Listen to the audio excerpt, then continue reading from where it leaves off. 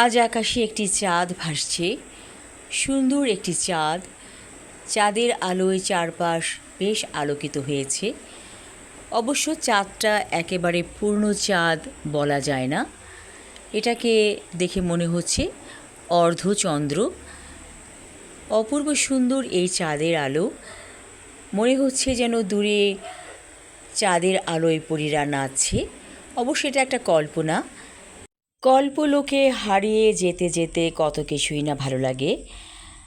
আসলে এই যে বাস্তব জীবন অনেকটা একঘেয়ে যান্ত্রিক জীবন। মাঝে মাঝে এই যান্ত্রিকতা থেকে মুক্ত হওয়ার জন্য কল্পলোকে হারিয়ে যেতে হয়। আমি বসে আছি বারান্দায়, দূরে কচুরিপানার উপর চাঁদের আলো পড়েছে, দেখতে বেশ ভালো লাগছে। ধরে নিলাম দূরে একটা দিঘিও আছে। অবশ্য একটা জলাশয় ছিল, সেটা কচুরিপানাতে ভরে গেছে। সেই পদ্ম দিঘিতে অনেক পদ্ম ফুল ভাসছে, অবশ্য এটা কল্পনা। সেই পদ্ম দিঘির পাশে অনেকগুলো রাজহাঁস ভাসছে, সেটাও কল্পনা। চোখ বন্ধ করে এরকম ভাবুন তো, আপনি হারিয়ে গিয়েছেন নির্জন বনে, আশেপাশে কেউ নেই, শুধু গাছ আর গাছ। বনের মাঝখানে একটা পদ্ম দেখি, অনেক অনেক হাঁসের সাথে আপনিও ভাসছেন সেই পদ্ম দিঘিতে। পদ্ম দিঘির মাঝখানে একটা বড় পদ্ম ফুল, আপনি পদ্ম ফুলের পাপড়ির ওপর বসে আছেন।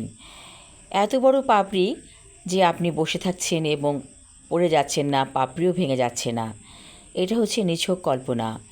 এরকম কল্পনা করার পরে আপনি দেখবেন মন প্রাণ জুড়িয়ে যাবে। মনে হবে সত্যিই আপনি পদ্ম দিঘিতে চলে গিয়েছেন, হাঁসেদের সাথে ভেসেছেন, পদ্ম পাতার উপর বসেছেন। এরকম কল্পনা করে আমরা আমাদের জীবনটাকে অনেক সুন্দর করে নিতে পারি। এই যে যান্ত্রিক জীবন, আমরা মাঝে মাঝে বেড়াতে যাই যান্ত্রিকতা কাটাতে, দূরে চলে যাই। কেন যাই? মন প্রাণকে শীতল রাখতে। এই যে আমাদের জীবন যখন একঘেয়েমিতে ভরে যায়, তখনই আমরা দে ছুট বলে দূরে চলে যাই, বনে প্রান্তরে, কোনো রিসর্টে অথবা সমুদ্রের কাছে, যেখানে গেলে মন ভালো হয়ে যায় আপনা আপনি। তাই মাঝে মাঝে কল্পলোকে হারিয়ে যান যখন আপনার সময় নেই দূরে কোথাও যাবার। এরকম ব্যালকনিতে বসে ভাবুন যে আপনি পদ্ম দিঘিতে ভাসছেন হাঁসেদের সাথে, তখন অনেক ভালো লাগবে। অথবা মাঝে মাঝে আপনি বৃষ্টিতে ভিজুন, কল্পলোকে হারিয়ে যান বৃষ্টিতে ভিজতে ভিজতে। বনের একেবারে গভীরে চলে যান, বৃষ্টির পানি আপনার গায়ে লাগছে, আপনি ভিজছেন। আপনার মনের যত কষ্ট সব আপনি বলছেন এবং কাঁদছেন। বৃষ্টির পানির সাথে আপনার কান্নাগুলো মিশে যাচ্ছে এবং সমস্ত যন্ত্রণা, ব্যথা, কষ্ট বেরিয়ে যাচ্ছে। এগুলো কিন্তু পরীক্ষিত, ইচ্ছে করলে আপনি করতে পারেন। তো এই পূর্ণিমার চাঁদ দেখে মন ভালো হয়ে গেল। আমিও তাহলে পূর্ণিমার আলোয় গোসল সারি, জ্যোৎস্না স্নাত রাতে জ্যোৎস্নায় ভিজি। এটা কিন্তু বৃষ্টির পানিতে ভেজা না, এটা হচ্ছে জ্যোৎস্নায় ভেজা।